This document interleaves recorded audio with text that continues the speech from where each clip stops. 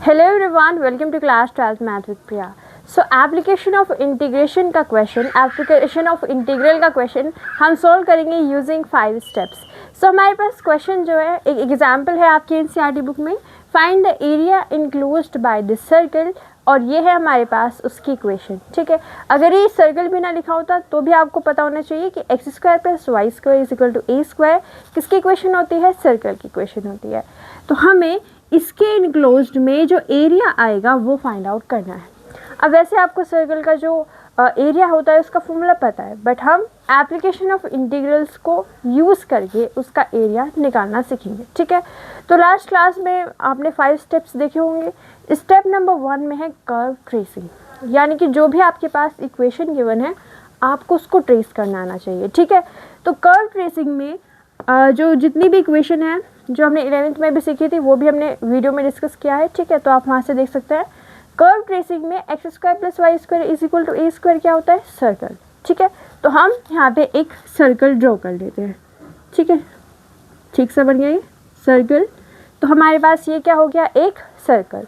Okay, अब इसके बाद में स्टेप नंबर 2 क्या है कि हमें कोऑर्डिनेट्स लिखने होते हैं। ठीक है, अब यहाँ पे देखिए ये एक सर्कल है, ये उसकी इक्वेशन है। अब यहाँ पे इस इक्वेशन से हमें क्या पता चलता है, इस इक्वेशन में दिख रहा है कि x square plus y square है और इज इक्वल टू में क्या है, ए का स्क्वायर। ये ए क्या है, ये ए है रेडियस। ठीक है, तो यहाँ पे जो हमारे पास सर्कल बनेगा ना उसकी जो रेडियस है वो कितनी है, ए। ओके, अगर ये इसकी रेडियस है तो क्या मैं इस पॉइंट के कोऑर्डिनेट्स लिख सकती हूँ, यस ऑब्वियसली। इसके कोऑर्डिनेट कितने होंगे, यहाँ पे एक्स एक्सिस पे चलोगे ए और वाई एक्सिस पे 0, यानी कि इसके कोऑर्डिनेट कितने आ गए, a, 0। सिमिलरली इसके कितने होंगे, यहाँ पे एक्स एक्सिस पे 0। ओके, अब ये भी तो रेडियस है ना, यहाँ पे ये भी रेडियस है, ये भी रेडियस है, मतलब ये भी a होगा। तो इसके जो कोऑर्डिनेट आएंगे 0, a आएंगे, और इसी तरीके से आप 4 पॉइंट्स के निकाल सकते हो।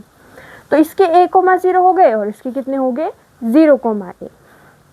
अब इसके अंदर का एरिया हमें निकालना है ना, तो उसके लिए हम क्या देखेंगे थर्ड स्टेप में कि क्या कर्व सिमेट्रिक है, जो हमने यहाँ पे ड्रॉ किया है क्या वो सिमेट्रिक है। अब ये तो आपको पता है कि जो सर्कल है वो सिमेट्रिक है, एक्स एक्सिस के अलॉन्ग ही सिमेट्रिक है क्योंकि जितना पोर्शन ऊपर है उतना ही पोर्शन नीचे है। वाई एक्सिस के अलॉन्ग भी ये सिमेट्रिक है क्योंकि जितना पोर्शन इधर है उतना ही इधर है, यानी कि ओवरऑल ये कर्व कैसी है, सिमेट्रिक। अब ऐसा हमने क्यों किया, इसको चेक क्यों किया कि ये सिमेट्रिक है या नहीं, क्योंकि अगर ये सिमेट्रिक है तो ये जो इतना एरिया यहाँ पे लिखा हुआ ना, ये इतना एरिया, ये वाला एरिया और ये वाला एरिया दोनों इक्वल होंगे, यानी कि जो चारों क्वाड्रेंट्स है आपके पास ये कैसे होंगे, सेम। तो यानी कि अगर मैं इसका एरिया निकालूँ इतने पोर्शन का, तो उसके बाद में इसको 4 से मल्टीप्लाई करके इस टोटल सर्कल का एरिया निकल सकता है। क्या ये बात क्लियर है कि अगर मैं इतना एरिया निकाल लूँ, ठीक है, इतना एरिया निकाल लूँ और उसको 4 से मल्टीप्लाई कर दूँ तो टोटल सर्कल का एरिया आ जाएगा ना। अब इसका एरिया यानी कि हमें यहाँ पे निकालना है। ठीक है, तो इसको आप कुछ मान लीजिए ए, तो जो टोटल एरिया होगा इसको चलिए ए डैश मान लेते हैं, जो टोटल एरिया होगा वो मान लीजिए कैपिटल ए, तो वो किसके इक्वल होगा, 4 × ए डैश की। ओके, अब इसके बाद में हमें क्या करना होता है, एरिया निकालने के लिए स्ट्रिप्स ड्रॉ करते हैं। ओके, वो रेक्टेंगुलर होती है, आप वर्टिकल या हॉरिजॉन्टल कोई सी भी जो है स्ट्रिप्स ड्रॉ कर सकते हो। तो अब स्ट्रिप्स कैसे ड्रॉ करेंगे, यहाँ पे ये जो एरिया है इसको निकालने के हम स्ट्रिप ड्रॉ करेंगे, तो हम रेक्टेंगुलर जो है स्ट्रिप ले लेते हैं वर्टिकल। ठीक है, तो इस तरीके से आप कोई एक स्ट्रिप बना लीजिए। ओके, अब स्ट्रिप का मतलब क्या है कि हम इतना सा एरिया निकालेंगे और उसका इंटीग्रेशन कर देंगे। इंटीग्रेशन का मतलब क्या होता है, सबको इकट्ठा कर लेना, मतलब ऐसी ऐसी अनेक स्ट्रिप्स को हम क्या कर देंगे, इंटीग्रेट, तो इस एरिया का हमें जो वैल्यू है वो पता चल जाएगी। अब ये हो गई हमारे पास कैसी, वर्टिकल स्ट्रिप। वर्टिकल स्ट्रिप बनाने के बाद में फॉर्मूला क्या लगाएंगे, यहाँ पे हमने लास्ट क्लास में डिस्कस किया था कि हमें क्या करना है, इंटीग्रेट करना है। ओके, किसको, वाई डी एक्स को, और लिमिट्स क्या आएंगे, x is equal to a to b, हमने पढ़ा था ना, x is equal to a to x is equal to b. अब यहाँ पे a और b की वैल्यू तो डिफरेंट होगी, इसका एरिया हमें यहाँ से यहाँ तक निकालना है, मतलब हमें यहाँ पे x इज इक्वल टू 0 से चलेंगे हम, है ना, और x is equal to a तक आ जाएंगे। ऐसे ऐसे करके जब आप इंटीग्रेट कर दोगे तो इतना एरिया हमें पता चल जाएगा, यानी कि यहाँ पे limits x is equal to 0 से लेके x is equal to a है। ठीक है, अब आप पूछो कि यहाँ पे y को आप कैसे इंटीग्रेट करोगे विद रिस्पेक्ट टू x, ये तो y है, हम इसको x के रिस्पेक्ट में कैसे इंटीग्रेट करें, तो y जो है ना उसकी आपको वैल्यू लेनी है इन टर्म्स ऑफ x। मतलब क्या है यहाँ पे, देखिए ये वाई स्क्वायर है यहाँ पे, इससे हम क्या करेंगे y की वैल्यू निकाल लेते हैं। तो यहाँ पे क्या आएगा, y square is equal to a square minus x square.